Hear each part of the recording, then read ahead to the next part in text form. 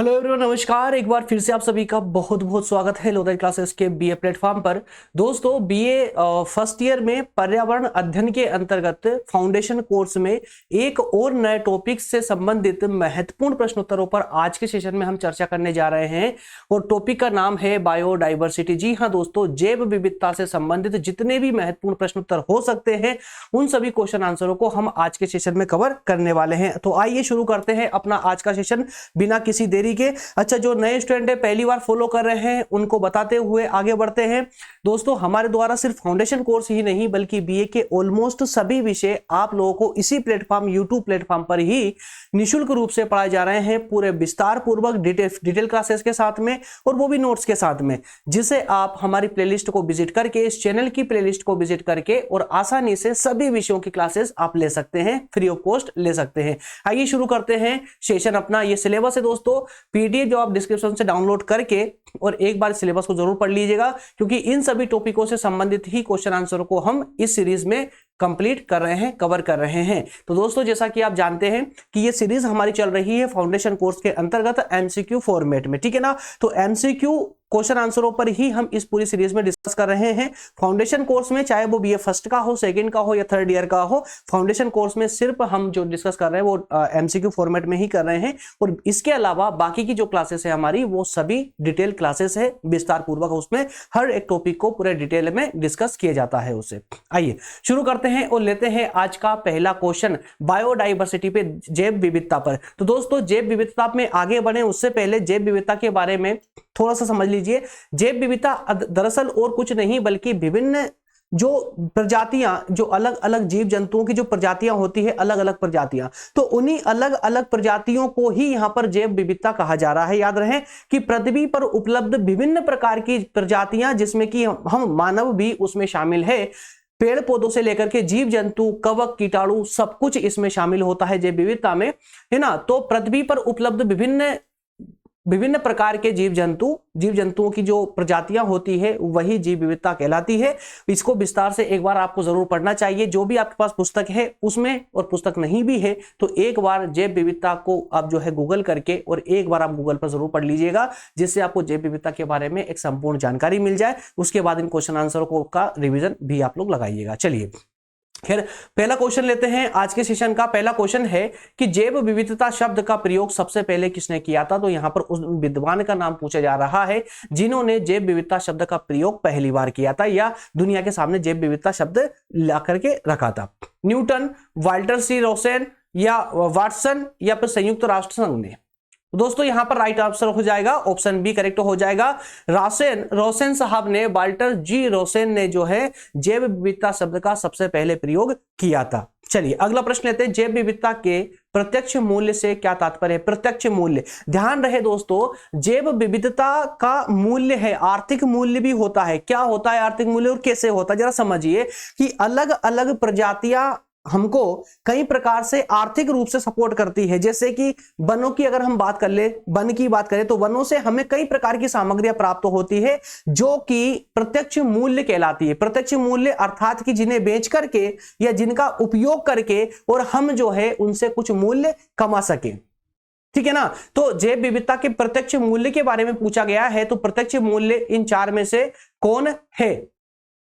सीधे जैव विविधता से प्राप्त लाभ, जैव विविधता से जो लाभ सीधे तौर पर प्राप्त होता है, क्या उसे हम प्रत्यक्ष मूल्य कहेंगे, या फिर ऑप्शन बी कहता है मानव द्वारा प्राप्त किए गए मूल्य, या फिर ऑप्शन सा जैव विविधता का संरक्षण, या फिर उपरोक्त में से कोई नहीं। तो दोस्तों, ऑप्शन ए आपका सही आंसर हो जाएगा। जैव विविधता से जो प्रत्यक्ष रूप से सीधे तौर पर हमें लाभ प्राप्त होता है उसे ही हम जैव विविधता का प्रत्यक्ष मूल्य कहते हैं। क्लियर है, ऑप्शन ए आपका राइट आंसर हो जाएगा। अगला प्रश्न है, जैव विविधता का प्रत्यक्ष मूल्य नहीं है, तो इन चार ऑप्शनों में आपको बताना है प्रत्यक्ष मूल्य कौन सा नहीं है। इसका मतलब ये कि यहां पर ये जो तीन ऑप्शन दिख रहे हैं, इन तीन ऑप्शन में दो प्रत्यक्ष मूल्य है और एक नहीं है। वो नहीं है उसको पहचानना। जरा देखिए, प्रत्यक्ष मूल्य ना, प्रत्यक्ष मूल्य तो उपभोक्ता संरक्षण मूल्य या उत्पादक उपयोग मूल्य। उपभोक्ता संरक्षण मूल्य और उत्पादक उपयोग मूल्य जो है दोस्तों, ये दोनों ही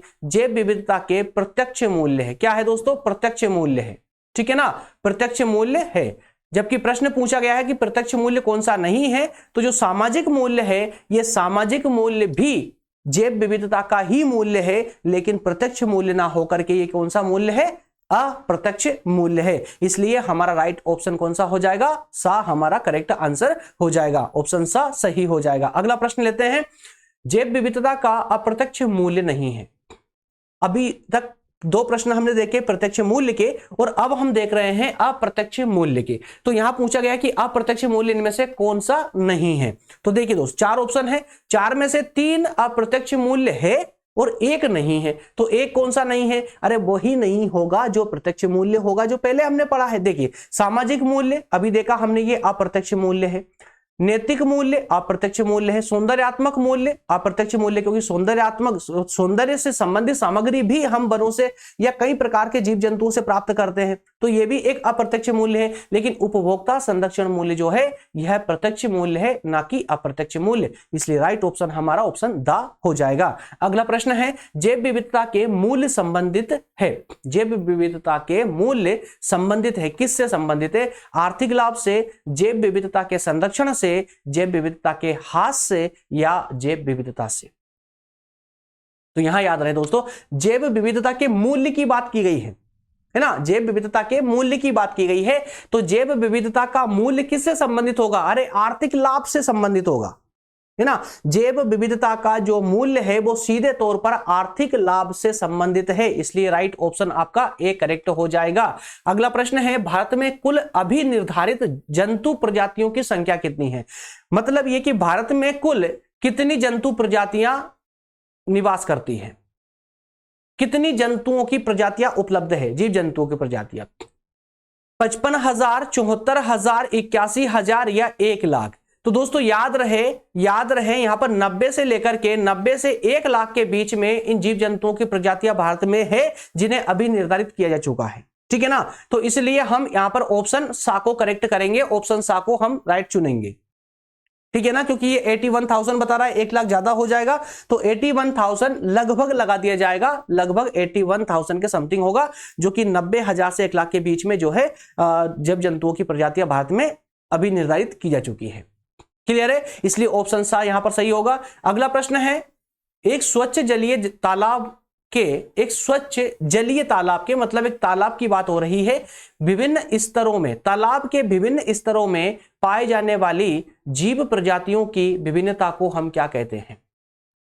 अब चूंकि ध्यान रहे, तालाब में भी क्या होगा जैव विविधता होगी ना तालाब में भी, क्योंकि तालाब में भी कोई एक प्रकार का जीव जंतु तो होगा नहीं, एक जंतु तो नहीं होगा, कई प्रकार के जीव जंतु होंगे, और वहां पर भी वो चेन सर्कल चल रही होगी, वो साइकिल चल रही होगी, जो कल हमने पढ़ी थी पारिस्थितिकी तंत्र वाली, ठीक है ना।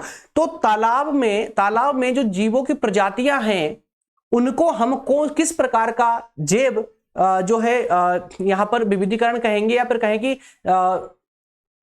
किस प्रकार की जैव प्रजातियां कहेंगे, ठीक है, या फिर किस प्रकार का जैव जो है विविधता कहेंगे।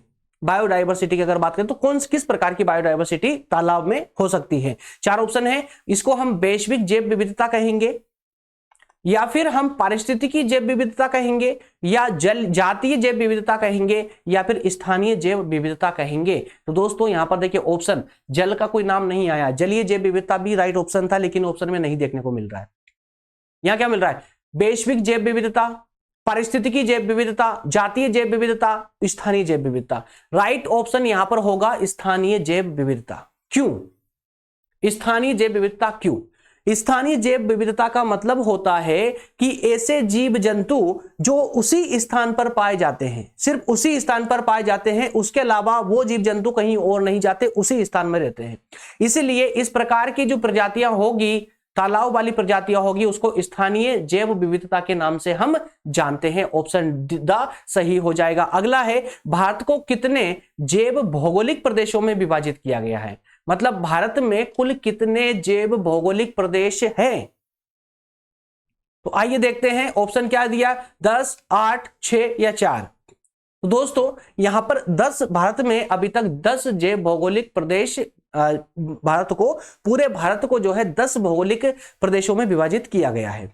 जिसमें अगर हम मध्य प्रदेश की बात करें तो ये पश्चिमी प्रदेश के रूप में आता है। याद रखिए, पश्चिमी जैव विविधता के क्षेत्र में विभाजित किया गया है मध्य प्रदेश को। चलिए अगला प्रश्न लेते हैं। सभी प्रकार के क्वेश्चन इसमें अवेलेबल है, सब मिलेंगे आपको ना। जैव विविधता भविष्य में प्राप्त होने वाले अप्रत्याशित लाभों को निम्न में से किसके अंतर्गत सम्मिलित किया जाता है? अप्रत्याशित लाभ। अप्रत्याशित लाभ, अप्रत्याशित लाभ क्या होता है? जो भविष्य में हमें प्राप्त किसी घटना के घटित हो जाने से प्राप्त होता है। फॉर एग्जाम्पल, जैसे कि आपने जैसे कोई शेयर मार्केट वाले अप्रत्याशित लाभ को बहुत अच्छे समझते हैं। क्यों? क्योंकि शेयर खरीद करके अपने पास रख लेते हैं और जब आगे जब कोई घटना घटित होती है, जब शेयर के रेट दाम बढ़ जाते हैं तो उसको बेच दिया जाता है। तो भविष्य में आने वाले समय में उसके दाम बढ़ जाने के कारण उन शेयरों की क्या हुआ, उसकी वैल्यू बढ़ चुकी थी। इसी प्रकार से कोई सा भी प्रोडक्ट हो सकता है, कुछ भी आप परचेस कर सकते हैं, भविष्य में हो सकता है लॉस भी हो सकता है और प्रॉफिट भी हो सकता है। तो उसी को हम अप्रत्याशित लाभ कहते हैं, जो दिखता नहीं है लेकिन भविष्य में हो सकता है किसी घटना के घटित हो जाने से। ठीक है ना? तो कहा जा रहा है कि जैव विविधता में अगर ये घटनाएं घटित हो जाए तो उसे हम किसके अंतर्गत सम्मिलित करेंगे? ऑप्शन ए कहता है सामाजिक मूल्य, उसको हम कहेंगे, पारिस्थितिकी मूल्य कहेंगे, या उपभोगीय मूल्य कहेंगे, या वैकल्पिक मूल्य कहेंगे। तो दोस्तों याद रखिए, जैव विविधता के अंदर प्रत्यक्ष लाभ, अप्रत्यक्ष लाभ ये तो होते ही है हमारे, लेकिन भविष्य के लाभों को अगर हम देखें, जिसे हम आने वाली पीढ़ी के रूप में देखते हैं, तो उस पीढ़ी के लिए जो हम पर्यावरण या कहें कि प्रकृति को बचा करके सेफ रखते हैं उनके लिए, है ना, तो उसे हम एक विकल्प के रूप में देखते हैं। किसको? जैव विविधता से भविष्य में होने वाले जो बेनिफिट है, जो लाभ है, उसे हम किसके रूप में देखते हैं? ऑप्शन के रूप में देखते हैं, विकल्प के रूप में देखते हैं। ठीक है ना? ऑप्शन इसका डी सही हो जाएगा। अगला प्रश्न है, निम्नलिखित में से कौन भारत की स्थानिक जंतु प्रजाति है? स्थानिक जंतु प्रजाति। तो दोस्तों स्थानिक जंतु प्रजाति, पहले स्थानीय जंतु प्रजाति होती क्या है इसको जरा समझ लीजिए आप लोग। स्थानीय जंतु या स्थानीय जंतुओं की प्रजाति क्या होती है? स्थानिक या स्थानीय। याद रहे, स्थानीय जंतु प्रजाति हम उस प्रजाति को कहते हैं जो एक ही स्थान पर हो, उस स्थान के अलावा कहीं और वो जंतु प्रजाति देखने को ना मिले। बात समझ आई? जैसे अगर कोई एक प्रजाति है किसी जंतु की, है ना, किसी भी जंतु के, हम जैसे मान लेते हैं कि किसी बंदर की प्रजाति ले लीजिए आप।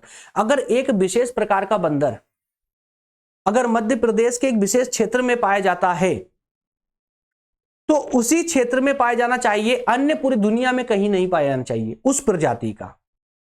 तो वो कौन सी जंतु प्रजाति कहलाएगी? स्थानिक जंतु प्रजाति कहलाएगी।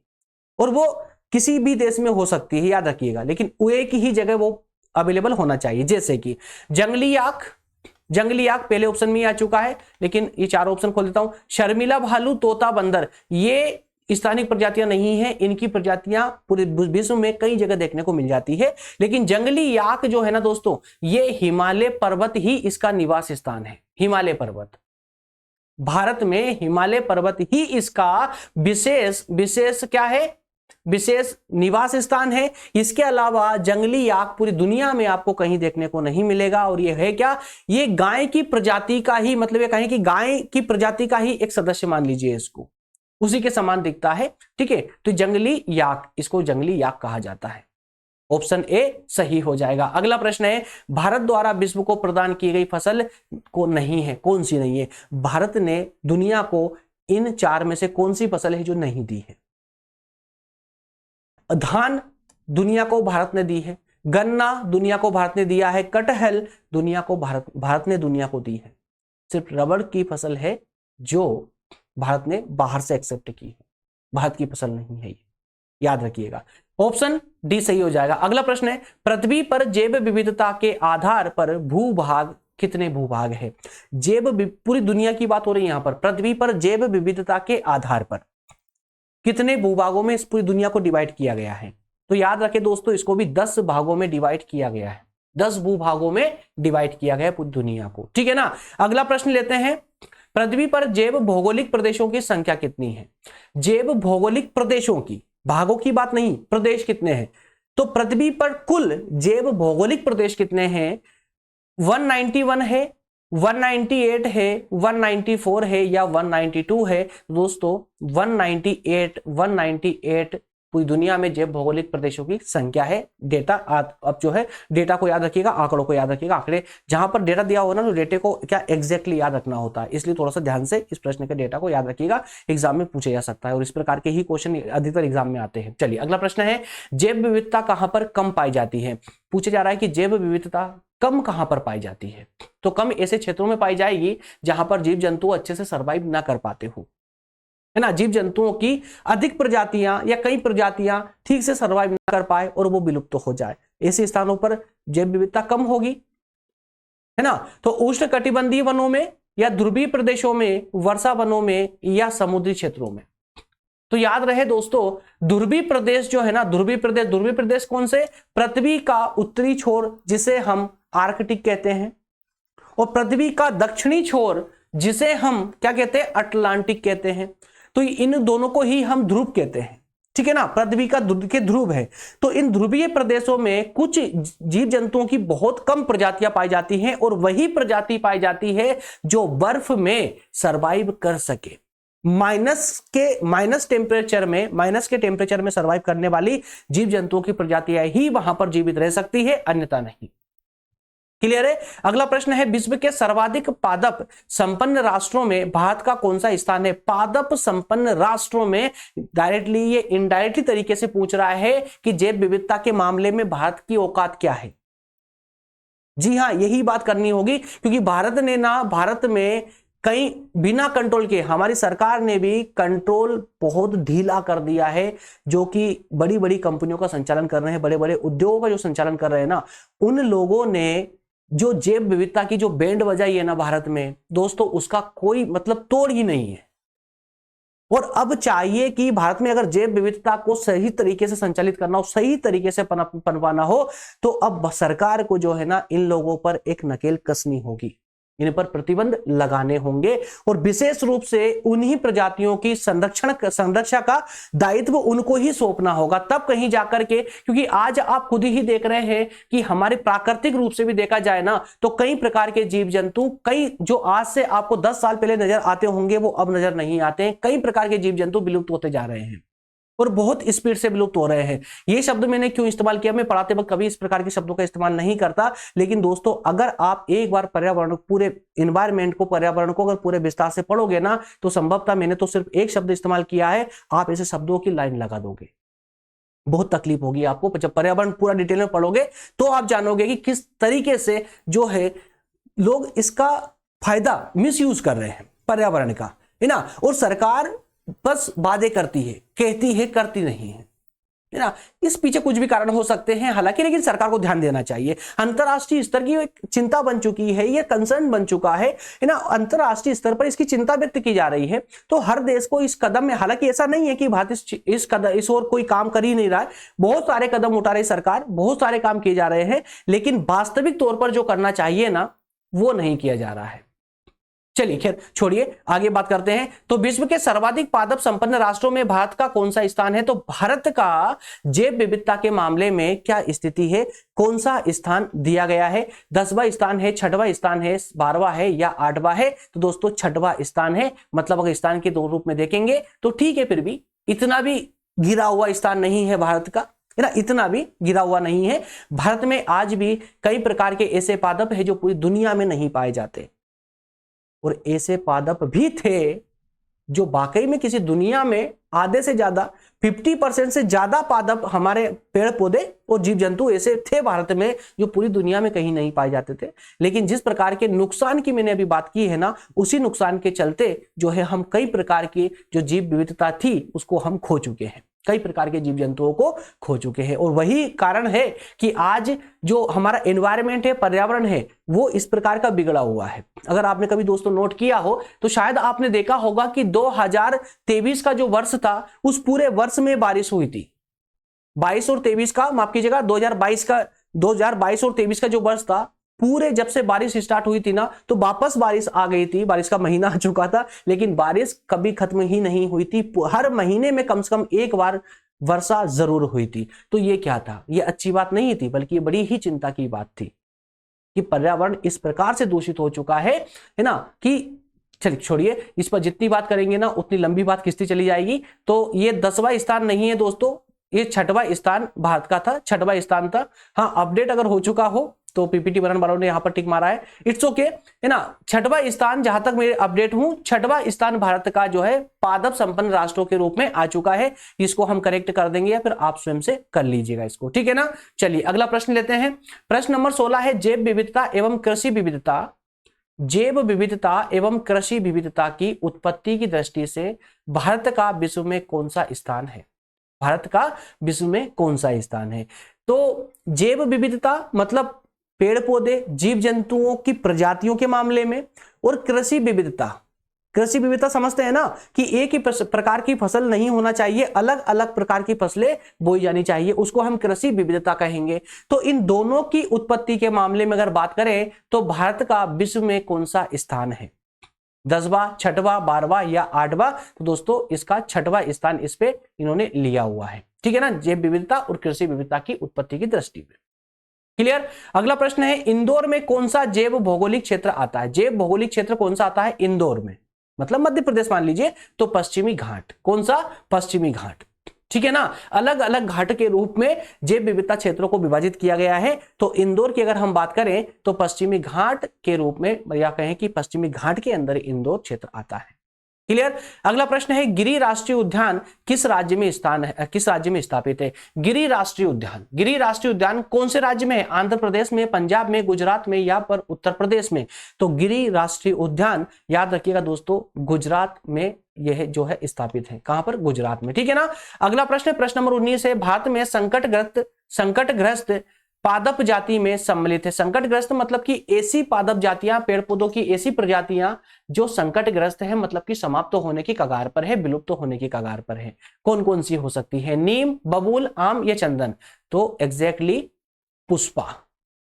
पिक्चर मूवी याद आ गई होगी ना आप लोगों को, चंदन सुनते ही। तो चंदन का जो वृक्ष होते हैं ना, ये बिल्कुल ये संकटग्रस्त है, ये विलुप्त होने की कगार पर है भारत से। चलिए अगला प्रश्न लेते हैं। IUCN international union for conservation of nature, इसका फुल फॉर्म पूछा गया है, मैंने फुल फॉर्म बता भी दिया आप लोगों को। क्या बोला? International union for conservation of nature. इसको चलिए हिंदी में बता दीजिए। अब हिंदी में क्या होगा इसका?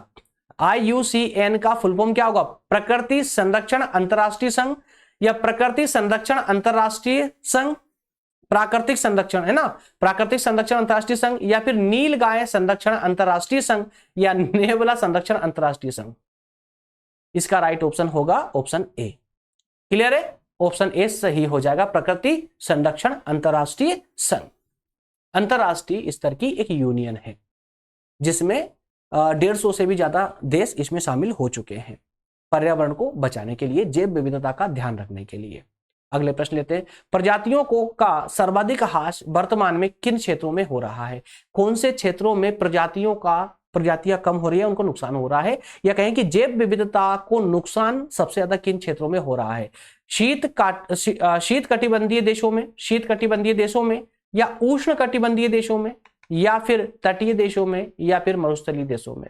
याद रहे दोस्तों, उष्ण कटिबंधीय देशों में जो है, अभी फिलहाल अगर बात करें तो भारत भी उष्ण कटिबंधीय देशों में ही आता है। उष्ण कटिबंधीय देशों में 150 से ज्यादा देश, समथिंग 150 या 150 से भी ज्यादा देश जो है उष्ण कटिबंधीय देशों के अंतर्गत शामिल है। उष्ण कटिबंधीय देश हम उनको कहेंगे, अगर आपको रेखाओं का पता होगा, विषुवत रेखा ये हमारा वर्ल्ड है, विषुवत रेखा के बाद में एक मकर रेखा और एक है ना कर्क रेखा और एक मकर रेखा खींची जाती है, ठीक है ना। कर्क रेखा और मकर रेखा, ये आपकी कर्क रेखा है, ये कर्क है और ये मकर रेखा है। क्लियर? तो इन कर्क और मकर रेखा के बीच में जो देश है, भारत का हालांकि दक्षिण आता है, यहां पर भारत का दक्षिण आता है, पूरा भारत जो है इसमें नहीं आता, लेकिन उष्ण कटिबंधीय देशों में जो ये देश हैं, कर्क और मकर रेखा के बीच में जितने देश आते हैं, उन देशों को ही उष्ण कटिबंधीय देश कहा जाता है। तो यहां पर कई इन प्रजातियों को खतरा क्यों है? तो वो खतरा इसलिए है क्योंकि ये कर्क और मकर रेखा के बीच में जितने भी देश है, यहां पर तापमान 12 ही महीने लगभग समान रहता है, बहुत ज्यादा तापमान रहता है। इस कारण से कई प्रजातियां जो है ना सर्वाइव नहीं कर पाती है, विलुप्त हो जाती है। क्लियर है? ऑप्शन बा सही हो जाएगा। अगला प्रश्न लेते हैं। जैव विविधता ह्रास के कारण कौन से नहीं है? प्राकृतिक कारण नहीं है क्या जैव विविधता ह्रास के? जैव विविधता के नुकसान के कौन से कारण नहीं है? प्राकृतिक कारण है, भूमंडल तापन, या फिर निवास क्षेत्रों का विनाश, या फिर अवैध शिकार। तो एग्जैक्टली दोस्तों जैव विविधता के नुकसान की अगर हम बात करें ना तो अवैध शिकार तो क्या है? इसका कारण है अवैध शिकार करने से कई प्रकार की जैव विविधता जो है डिस्टर्ब होती है, कई जीव जंतुओं को मार दिया जाता है शिकार के नाम पर, जिससे जो एक पारिस्थितिकी तंत्र होता है, जो साइकिल चलता है हमारा, है ना, जो हमारा उत्पादक को प्रथम श्रेणी के, है ना, उपभोक्ता खाते हैं, प्रथम उपभोक्ता को द्वितीय उपभोक्ता, द्वितीय उपभोक्ता को तृतीय उपभोक्ता, तृतीय उपभोक्ता को सर्वाहारी को कीट पादप, है ना, कीट खा जाते हैं, उसके बाद में फिर वापस से वो उत्पादक में मिल जाता है। तो ये जो साइकिल होता है ना, साइकिल को डिस्टर्ब करते हैं। ठीक है, तो शिकार के कारण जैव विविधता डिस्टर्ब हो रही है, निवास क्षेत्रों का विनाश डिस्टर्ब हो रही है, निवास क्षेत्र जैसे कि अगर हम बात करें तो आपने देखा होगा दोस्तों, जहां पर समुद्र का जो किनारा होता है, तो किनारे पर थोड़ी सी गहराई में शैवाल होते हैं, जहां पर कि कई विभिन्न प्रकार की मछलियां निवास करती है, कई छोटी छोटी मछलियां, कई अलग अलग प्रजातियों की मछलियां होती है। लेकिन दरअसल होता क्या है दोस्तों कि हमारे जो कल कारखाने लगे हुए, जो उद्योग लगे हुए ना, इन फैक्ट्रियों का जो गंदा पानी निकलता है, गंदा पानी नालों में, नाले से नदियों में, नदियों से वो समुद्र में जाता है, और वही पानी जब घाट से सीधे सीधे धीरे धीरे रिसता है तो वो सीधा वो पानी जो है कहां चला जाता है? उन शैवाल तक पहुंच जाता है, जिससे जिन मछलियों का जो निवास स्थान था वो समाप्त हो जाता है, जिसके कारण वो मछलियां प्रजाति पूरी तरह से समाप्त हो जाती है। और ऐसी घटनाएं एक दो जगह नहीं है, पूरी दुनिया में इस प्रकार की समस्याएं देखने को मिल रही है। ठीक है ना, तो ये भी एक विशेष कारण है, इसलिए आंसर ये भी नहीं होगा। प्राकृतिक कारण, जी हाँ, प्राकृतिक कारण भी होते हैं, कभी ज्वालामुखी फटती है, कभी भूकंप आते हैं, तो इसके कारण भी जो है जैव विविधता, है ना, डिस्टर्ब होती है, वनों में अपने आप आग लग जाती है। लेकिन भूमंडल तापन इसका कारण नहीं है। भूमंडल का तापमान जो है इसका कारण नहीं है, याद रखिएगा। ठीक है ना, चलिए अगला प्रश्न लेते हैं। कानाकिसली जैव मंडल प्रारक्षण किस राज्य में स्थित है? कानाकिसली जैव मंडल प्रारक्षण किस राज्य में अवस्थित है? तो मध्य प्रदेश वाले अच्छे से जानते होंगे। ठीक है ना, मध्य प्रदेश वालों को सबको पता होगा। बांधवगढ़ राष्ट्रीय उद्यान कहां पर है दोस्तों? बांधवगढ़ कहां पर है? असम, उत्तरांचल, मध्य प्रदेश, पश्चिम बंगाल। तो ये इसका भी आपको पता है, मध्य प्रदेश में। ठीक है ना, मध्य प्रदेश के उमरिया, नाम सुना ना, उमरिया जिले में। ठीक है, चलिए अगला प्रश्न लेते हैं। भारत में कुल कितने जैव मंडल प्रारक्षण हैं? कुल कितने जैव मंडल प्रारक्षण हैं? 13, 14, 15 या 16? तो 15 जैव मंडल प्रारक्षण है। डेटा याद रखिएगा, डेटा में थोड़ी कंफ्यूजन रहती है, बाकी तो आप लोग जो है गेस कर लेते हैं, लेकिन डेटा वाले क्वेश्चनों को विशेष रूप से याद रखें। भारत के विभिन्न प्रदेशों में लगभग कितने राष्ट्रीय पार्क है? भारत के जितने प्रदेश हैं उनमें राष्ट्रीय पार्क कितने हैं? 89 है, 80 है, 79 है या 70 है? तो दोस्तों 89 पार्क है। कहां पर? विभिन्न अलग अलग प्रदेशों में राष्ट्रीय पार्क कितने हैं टोटल? तो 89 राष्ट्रीय पार्क हैं। भारत में कुल कितने अभ्यारण्य है, शरण स्थलियां हैं? अभ्यारण्य कितने हैं? तो 450 है, 452 है, 500 है या 481 है? याद रहे 492। ठीक है ना, इसके अलावा क्वेश्चन नंबर 28 है, जैव विविधता के मूल्यों का आर्थिक विश्लेषण एवं मूल्यांकन पर्यावरण की नवीन शाखा में किया जाता है। पर्यावरण की नवीन शाखा, याद रहे, पर्यावरण की नवीन शाखा। तो क्या, फिर से क्वेश्चन रिपीट कर रहा हूं, जैव विविधता के मूल्यों का आर्थिक विश्लेषण एवं मूल्यांकन, आर्थिक, है ना, आर्थिक विश्लेषण और मूल्यांकन पर्यावरण की नई शाखा में किया जाता है। कौन सी है वो नई शाखा? भूगोल है क्या, या फिर पर्यावरण अर्थशास्त्र है, भूगर्भ शास्त्र है, या इनमें से कोई नहीं? तो याद रहे पर्यावरण की जो नई शाखा है जो पर्यावरण के आर्थिक मूल्यों का विश्लेषण करती है वो है पर्यावरण अर्थशास्त्र, इसलिए ऑप्शन बा सही हो जाएगा। अगला प्रश्न है, संरक्षण में जीव जंतुओं को उनके प्राकृतिक आवास से दूर संरक्षित किया जाता है। संरक्षण में जीव जंतुओं को उनके प्राकृतिक आवास से दूर संरक्षित किया जाता है।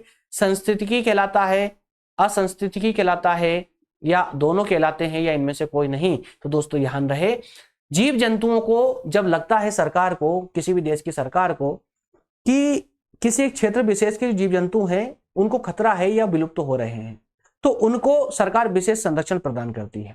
अब ये संरक्षण दो प्रकार से प्रदान किया जाता है। एक तो जो जहां पर वो है वहीं पर उनको संरक्षित कर दिया जाता है, या फिर उनको उस स्थान से हटा करके अन्य जगह पर संरक्षित कर दिया जाता है। तो यहां पर प्रश्न है आवास से दूर, मतलब अगर वो जंगल में रहते हैं तो जंगल से दूर, अगर वो पानी में, समुद्र में रहते हैं तो समुद्र से निकालकर कहीं और उनको संरक्षित किया जाएगा। तो संस्थितिकी संस्थिति की जो इसको जो एनवायरनमेंट दिया जाता है संस्कृति के रूप में, तो इसको संस्कृति के हम उसको कहेंगे जिसमें जहां पर जो निवास करते हैं ये जीव जंतु, उनका एक कृत्रिम रूप से उसी प्रकार का एनवायरनमेंट बना करके, है ना, अन्य स्थान पर उसी प्रकार का एनवायरनमेंट बना करके उनको वहां पर छोड़ दिया जाता है ताकि वो अपने आप को संरक्षित कर सके। असंस्थितिकी में उसी स्थान पर जो है संरक्षित कर दिया जाता है, बिल्कुल प्राकृतिक माहौल के रूप में ही, ठीक है ना। इसलिए इसका राइट ऑप्शन जो होगा ऑप्शन सा करेक्ट हो जाएगा, ठीक है ना। चिड़ियाघर संरक्षण का, किस प्रकार के संरक्षण का उदाहरण है जो चिड़ियाघर जो हम देखने जाते हैं, जू, संस्कृतिकी का या फिर असंस्कृतिकी का। तो अब तक आप समझ चुके हैं किसका, असंस्कृतिकी का उदाहरण है। क्लियर है। तो इसी के साथ में दोस्तों 30 क्वेश्चंस वाली ये सीरीज हमारी होती है कंप्लीट। नेक्स्ट लेक्चर नंबर 6 में हम पर्यावरण प्रदूषण पर नेक्स्ट सेशन लेकर के आएंगे, ठीक है ना। ओके फ्रेंड्स, तो जो भी नए छात्र थे पहली बार देख रहे थे उनको फिर से बता दूं, अगर आप कंप्लीट सीरीज देखना चाहते हैं इसकी तो आपको प्लेलिस्ट में जाने की आवश्यकता है। प्लेलिस्ट में आपको सभी लेक्चर क्रम से देखने को मिल जाएंगे। थैंक यू दोस्तों, थैंक यू सो मच।